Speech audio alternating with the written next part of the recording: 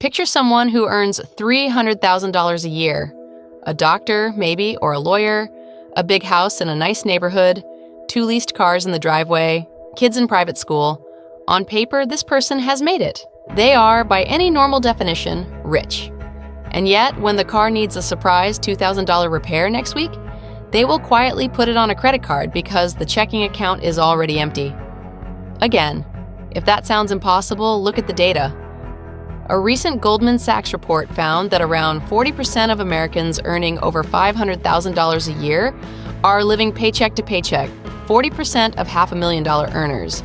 And among people making over $100,000, it is now more than half. A big income, it turns out, is not the finish line that everyone thinks it is. And here's the part that should genuinely scare you.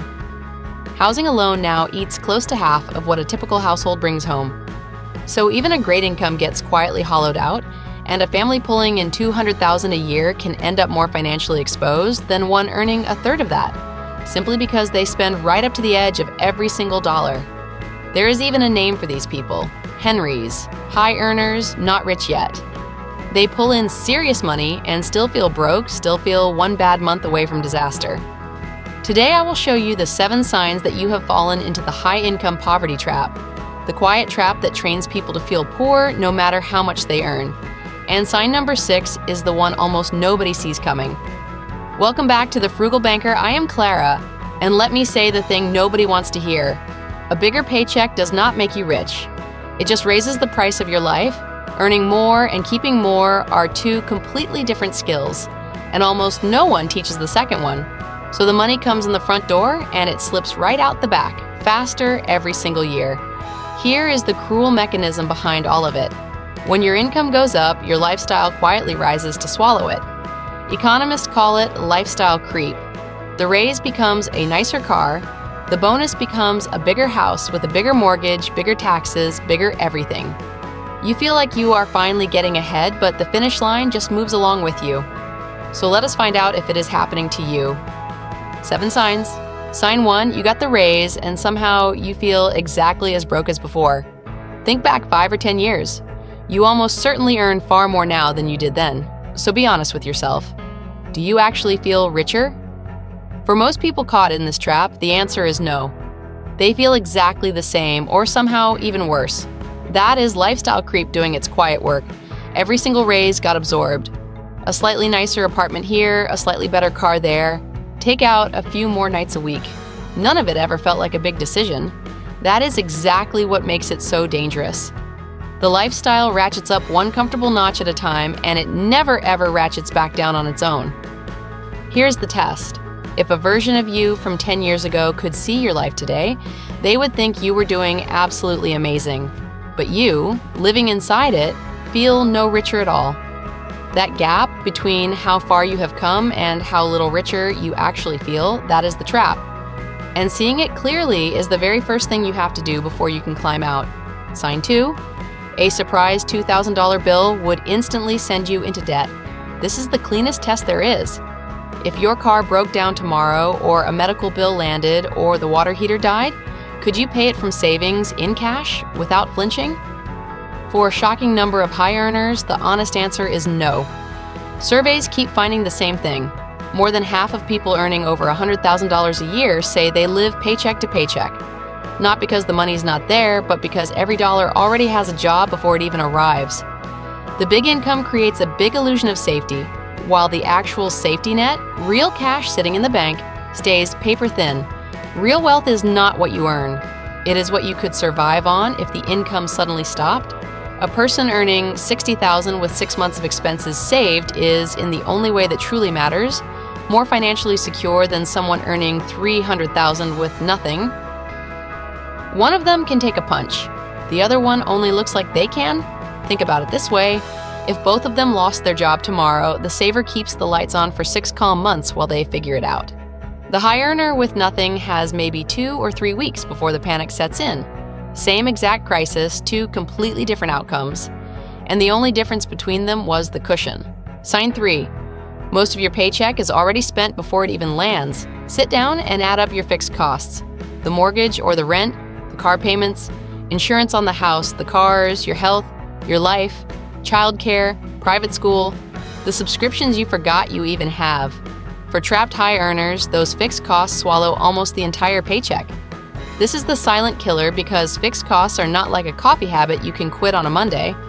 They are contracts, commitments, a whole lifestyle you have signed your name to month after month, often for years at a time. When 90% of your income is already promised to someone else before it arrives, your big salary gives you almost no actual freedom. You are just moving a bigger pile of money from one obligation straight to the next. And housing is the worst offender of them all. For many high earners, the mortgage alone now eats close to half of everything they bring home. They bought the house their income said they could afford, and that house quietly became the cage. The bigger the monthly nut you have to cover, the less of your income is truly yours, and the tighter this trap closes around you. And once that house is yours, downsizing feels almost impossible.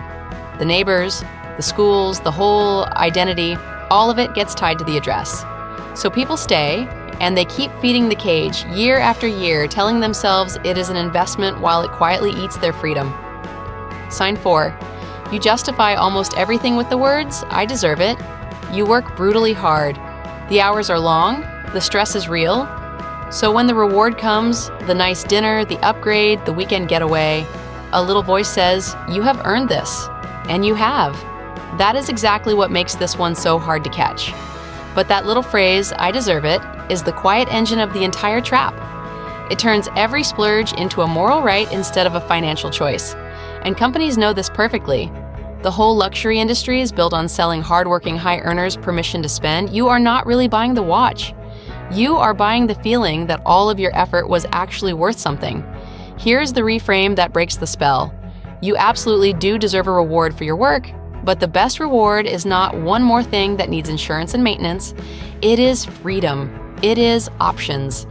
It is the quiet power of money in the bank that means you never again have to tolerate a job, a boss, or a situation you hate. Spend on that. You deserve to be free far more than you deserve another gadget. Sign 5. Your income looks huge, but your net worth is tiny. This is the very heart of the Henry problem.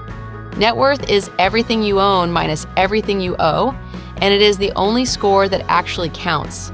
Income is just how fast money flows through your hands. Net worth is how much of it you actually manage to keep. Plenty of people earning $200,000 or $300,000 a year have a net worth near zero, or even below it once you count the mortgage, the car loans, and the student debt. They have the income of a wealthy person and the balance sheet of a broke one. From the outside, they look like they have completely won. On the inside, they own almost nothing free and clear. This is why income is such a deceptive number. It tells the whole world a story of success, while the balance sheet quietly tells the truth in private. And the balance sheet is the only one that ever gets to retire. You cannot spend your salary in your 70s. You can only ever spend what you actually kept, so run your own number, add up everything you own that is actually paid for, and subtract every single debt. If that number comes out small or negative despite years and years of a great income, well, that is the trap staring right back at you. And the fix begins the moment you decide that the number on your paycheck matters far less than the number you actually get to keep. Quick gut check before the last 2 signs, and these are the big ones. How many of the first 5 just described your life? Be honest down in the comments. 1, 3, all 5. There is no shame in it at all. This trap was designed by very smart people to catch exactly the hard workers who earn the most. Just knowing that you are in it is the whole first step out. Sign 6, the one almost nobody sees coming. Every raise actually makes the trap tighter, not looser. I know exactly how that sounds. A raise is supposed to be the good news, the very thing you work so hard for. But inside this trap, a raise can quietly be the most dangerous thing that ever happens to your money. Here's why. The moment your income jumps, your baseline jumps right along with it, and it almost never comes back down. The bigger paycheck funds a bigger life, and now that bigger life has to be paid for every single month forever. You did not buy yourself freedom. You bought a heavier set of golden handcuffs, and then you locked them a little tighter around your own wrists. Think about what that really means. The high earner deep in this trap often has less true freedom than someone earning half as much, because their burn rate is enormous and almost impossible to reverse without real pain. They cannot quit, they cannot take the risk, they cannot walk away because the whole lifestyle would collapse. A raise only sets you free if you refuse to let your spending rise to meet it.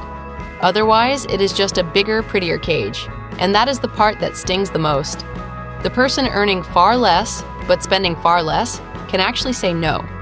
They can quit the toxic job, take the leap, or simply rest for a while. The trapped high earner, for all their status, has quietly sold that freedom away, one upgrade at a time, and bought a beautiful life they are no longer allowed to leave. Sign 7. You are one bad month away from the whole thing falling apart. A lost job, an illness, a slow season. For someone trapped by high fixed costs, a single shock can bring the entire structure crashing down in a matter of weeks. Because there is no cushion underneath it, there are only commitments. Economists even have a phrase for this exact moment. The K-shaped economy, where two households earning the very same income end up on completely opposite paths. One built a cushion and can absorb the hit, the other built a lifestyle and cannot. The high earner with no savings is not standing on solid ground at all. They are standing on thin ice, and the ice does not care one bit what their salary is. And this is the cruel finish of the whole trap. The lower earner who lived below their means can lose their job and still survive for months. The high earner who lived right at the edge can lose theirs and be in full crisis by the next payment cycle. Income feels like security. It simply is not. The cushion is the security, and the cushion is the one thing this trap never lets you build. So look back at our high earner from the very beginning, the one with the $300,000 income and the empty account. The problem was never that they did not earn enough. It was that earning more quietly trained them to need more until the income that should have set them free became the very thing keeping them stuck. The escape is almost insultingly simple, and it starts with one move. The next time your income goes up, do not let your lifestyle move at all. Bank the entire difference. Let the gap between what you earn and what you spend become the cushion and then the wealth that finally sets you free. That is the whole secret in one sentence. You do not get rich by earning more. You get rich by growing the gap between what you earn and what you spend, and then guarding that gap with everything you have. Do that, and a high income finally becomes what it was always meant to be. Not a trap, but a rocket. If even one of these signs hit a little too close to home, listen to me. You are not broke, and you are not bad with money. You are just caught in a trap that was built to catch you. And now, finally, you can see it. So pick one fixed cost this week and shrink it, then bank the difference, and then subscribe, quietly, like everything else we do around here. Coming up next, why your 40s are the decade that quietly decides whether you retire comfortable or stressed, and most people only figure it out a little too late. I am Clara. Stay quiet, stay rich, and I will see you there.